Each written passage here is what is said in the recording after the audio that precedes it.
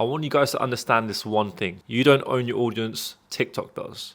You don't own your audience, YouTube does, and you don't own your audience, Twitter does. It's the same with Instagram, and it's the same with any other platform. Now, I'm sure you're getting the theme here.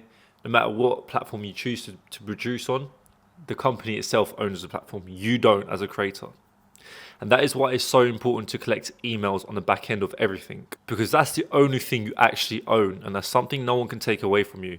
And I'm going to explain why it's so important. Now, as your platform grows, there's always going to be a certain risk involved where you might get banned for saying the wrong thing, or the government will come into place and take that one specific platform which you're going on and ban it completely from the country. Now, I'm sure we know two examples. Okay, I'm not going to say it on camera. We know the platform that might get banned in America, and we know who got banned from the internet completely. Now, there's one thing you might have noticed with all these big personal brands, and I'm talking Iman, Ali Abdaal, Hamza, Alex Hormozi, and on the Twitter side of things where you got Ben Bader, Cardinal Mason, Jeffrey something, I forgot his name. You might have noticed they're all collecting emails on the back end of everything. Do you ever understand why? Simply because there's two reasons, right? The first one is they own the audience completely. So if anything happens, they have an audience at the back end. It's a backup, basically. And number two, it's one of the best places to market your product or service. Now, this ties into marketing, which is basically a sales funnel, which I'm going to talk about a bit further on in this video. So I'm going to spit you on some marketing game. Oh, but Zane, who the hell uses emails? I thought that's for old people. No, you're wrong, and I'm going to explain why. Around 20 to 30% of your revenue will come from emails. Now, this is true for info products, and it is true for e-commerce. You might have seen, for example, with Gymshark, when you go into the website, you see like an ad pop up for like a discount code if you plug in your email. You see, you don't want to be constantly selling on your platform, whether it be YouTube, TikTok, or Twitter, because it just seems salesy and you seem like a sellout, right? Whereas if you collect emails and you sell it on the back end of things, number one, your audience are more nurtured, which means they're more likely to be sold to. And number two, it's just socially acceptable to do it for email. I don't know why. Okay, this is some marketing thing I don't know yet, but I understand that you can promote your product or service for emails constantly. Now, when you do sell for your email, it's usually around 1 to 2 emails you want to sell your service. You can do every email. I've seen it happen, but no, it's up to you. It's personal preference. Now, I know guys who are making around about $20,000 to $30,000 from the email list alone. Now, they might have a newsletter business, or they're running an info product and selling it through their newsletters. I need you guys to understand this. I'm trying to emphasize it as much as possible.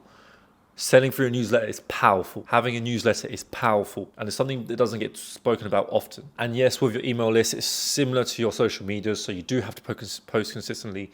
Roughly, what I would say minimum is probably around 1 to 2 a week, right? So I do bi-weekly posting. So I post around 2 times a week in my newsletter, which is called Silver Lining, which is a link in my bio, by the way. You can check it out. I talk about sales, marketing, CRO, and anything to do to monetize your personal brand. And you need to keep posting weekly so your audience is nurtured, and you want around above 20% open rate, high as possible. But the minimum standard, I think, is around 20%. If you're not hitting 20% open rates, then you need to go check your shit. Pretty much. Okay, so we've gone over the importance of having an email newsletter simply because it's a backup and you don't own the actual platform which you post on, such as Twitter, YouTube, TikTok. And we've explained how important it is in terms of revenue, around 20 to 30%. So how do you build your newsletter and how do you build up your email subscribers? So the first thing you need to do is build a landing page or an opt-in page. And this opt-in page will basically have one call to action, which is subscribing to your email newsletter. Now, for example, you can check mine down below. It's a perfect example. But most opt-in pages you'll see, they'll have one call to action. Now, one call to action is subscribing to your newsletter. Mostly you will see is a name and an email. And then at the bottom will be like a CTA, such as sign up, read my newsletter, or something along those lines. Now, the best way to get someone's email from that opt-in page is a lead magnet, okay?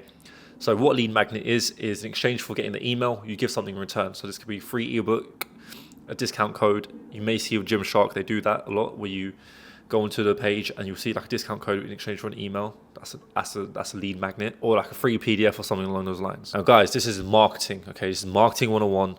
A lot of creators are doing this. A lot of personal brands are doing this. So one thing you might want to do is funnel hack them, go through the email, go through their funnels, and kind of understand how the whole process works. So I'm going to break it down into steps on how to build up your email newsletter, specifically to monetize it, all right? So step number 1, have a following on TikTok, YouTube, Twitter, wherever it is. So I have a Twitter account around about 1,600 followers, coming up to 1,600 followers. I think it's 1,600 or 17, I forgot. right? I've got this YouTube channel and I've got TikTok, which is around 3,000 followers. Now, the second thing you need to do is plug your newsletter in the bio of each of your accounts. So if you go on TikTok, for example, you can put it in the bio or in the information page. I don't know what it's called, man. Like, you know what I mean, okay? In the bio, okay? And what that'll do, that link will send people to the opt-in page, which you have created through either Card, ConvertKit, or any other free platforms which are out there. A lot of these places are free. I mean, they're free, so there's no excuses not to do this. Step number 3, create a lead magnet, so give something in return. So if they sign up to an email newsletter, you in turn give them some free ebook on a skill that you know or an expert in.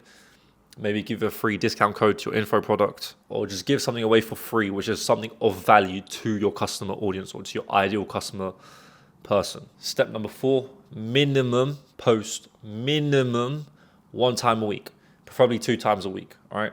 This keeps your audience nurtured throughout the newsletter, it keeps the open rate high, and it ensures that your audience don't forget about you in your newsletter or in your emails. Step number 5, you want a CTA in around about 2 to 3 emails on your product or service which you want to sell. Okay, so I do landing pages, I do funnel creations, so I plug that into my newsletters. If you see at the bottom, usually you'll see, and that's literally it. It's a 5-step process, very easy. Literally, this is free. Anyone can do this. And like I said, you can use Card to make in your opt-in page, and you can use ConvertKit to create a lead magnet and collect the emails and post the newsletters from there. Now, you can use Beehive. Beehive is free. It's good. I've used it. That's another great way. And that's literally it. So if you're going along the journey of creating a personal brand, trust me when I say this, collect your subscribers' emails. It is so important because you don't know what's going to happen at the end of the day. Something may happen and your account may get deleted because you said the wrong thing for God knows why. And this applies to any industry and any niche, all right? So remember, you don't own your audience, the platform does. And the only way to own your audience is to collect emails. And the sooner you start, the more emails you can collect over a long period. And if anything goes wrong, at least you've got a backup and you can still monetize your account. And it is as simple as that.